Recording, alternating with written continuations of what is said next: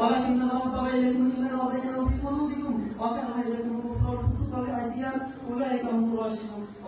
আর জেনে রেখো তোমাদের মধ্যে রয়েছে আল্লাহর রাসূল, যদি তিনি আমার ব্যাপারে তোমাদের পথে চলতেন তাহলে তোমরাই কষ্ট করতে, কিন্তু তিনি তোমাদের মধ্যে ইমানকে দৃঢ় করেছেন, তা তোমাদের অন্তরে শোভিত করেছেন এবং গোপন পাপাচার অবদতাকে তোমাদের অন্তরে বিনীত করেছেন, আর তারাই সুখপ্রাপ্ত।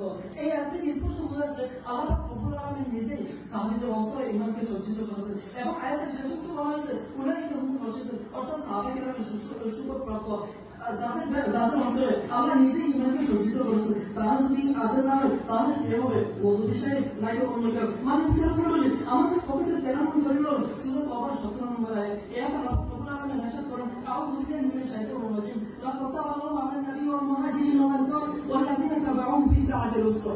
নিশ্চয় আল্লাহ তাআলা পূরণ করেছেন নবী, মুহাজির এবং আনসারদের যারা কষ্টের সময় রাসূলকে অনুসরণ করেছিলেন। এই আয়াতের ব্যাখ্যা করতে গিয়ে আল্লাহ ইমাম ইবনে কাসির রাহিমাহুল্লাহ বলেন, ওয়া ইবনে আব্বাস রাদিয়াল্লাহু তাআলা আনহু হাদিস